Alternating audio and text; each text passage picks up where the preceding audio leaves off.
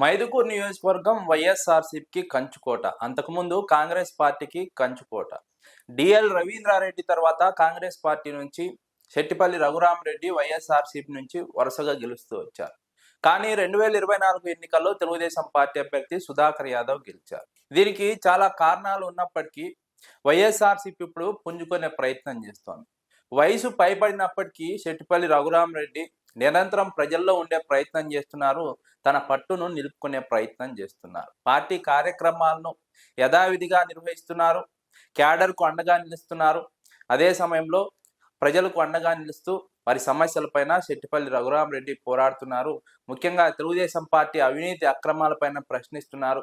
నియోజకవర్గంలో అభివృద్ధి చేస్తామని ఎన్నికల్లో హామీ ఇచ్చి అధికారంలోకి వచ్చిన సుధాకర్ యాదవ్ అధికారంలోకి వచ్చిన తర్వాత అభివృద్ధి పేరుతో అవినీతికి అక్రమాలకు పాల్పడుతున్న విషయాన్ని ప్రజల్లోకి తీసుకువెళ్తున్నారు శెట్టిపల్లి రఘురామరెడ్డి.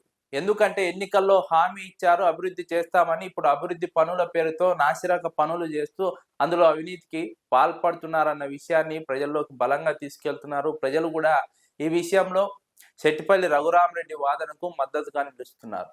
వైఎస్ఆర్సీపీ హయాంలో సంక్షేమ పథకాల అమలు విషయంలో ప్రజలు సంతృప్తితో ఉన్నారు. ఇప్పటికీ కూడా నేరుగా ప్రజల అకౌంట్లలోకి అప్పుడు సంక్షేమ పథకాలకు సంబంధించినటువంటి నగదు జమ అయ్యాయి. సంక్షేమ పథకాలను అమలు చేశారు. కానీ ఇప్పుడు సంక్షేమ పథకాల పేరుతో ఎన్నికల్లో హామీ ఇచ్చి ప్రకటించి ఇప్పుడు ఆ సంక్షేమ పథకాలను సరిగా అమలు చేయకపోవడం ప్రజల్లో అసంతృప్తికి కారణమవుతోంది. వైఎస్ఆర్సీపీలో వచ్చినటువంటి సంక్షేమ పథకాల గురించి, ఇప్పుడు వస్తున్న సంక్షేమ పథకాల గురించి ప్రజలు బేరీజు వేసుకుంటున్నారు, తేడా తెలుసుకుంటున్నారు. ముఖ్యంగా సంక్షేమ పథకాలు ప్రకటించింది తెలుగుదేశం కూటమి ప్రభుత్వం, కానీ వాటి అమల్లో మాత్రం జాప్యం చేస్తోంది, ఆలస్యం చేస్తోంది.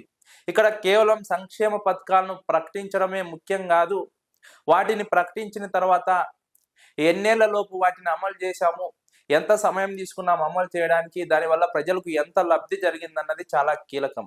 ఇప్పుడు తెలుగుదేశం పార్టీకి ఇదే మైనస్గా మారుతోంది. సంక్షేమ పథకాలను చూసి ప్రజలు అమలు చేస్తారని ఎన్నికల్లో ఓట్లు వేశారు. కానీ ఇప్పుడు వాటిలో ఆలస్యం కారణంగా ప్రజలకు జరిగే నష్టం అర్థమవుతోంది. ఎన్నికలకు ఏడాది ముందో 2 ఏళ్ల ముందో అమలు చేస్తే ఎలాంటి ఉపయోగం లేదని ప్రజలే మాట్లాడుతున్నారు. ఇది తెలుగుదేశం పార్టీకి నెగిటివ్గా మారుతుంది. ముఖ్యంగా మైదుకూరు నియోజకవర్గంలో ప్రజలు అభివృద్ధిని కోరుకుంటున్నారు. సంక్షేమంతో పాటు అభివృద్ధి కూడా ఉండాలని కోరుకుంటున్నారు. అందుకే పరిశ్రమలు రావాలని కోరుతున్నారు. అదే సమయంలో స్థానికంగా యువతకు ఉపాధి అవకాశాలు కోవాలని కోరుతున్నారు. దీంతో పాటుగా సాగునీటి ప్రాజెక్టుల విషయంలో తెలుగుదేశం పార్టీ పైన అసంతృప్తి ఉంది.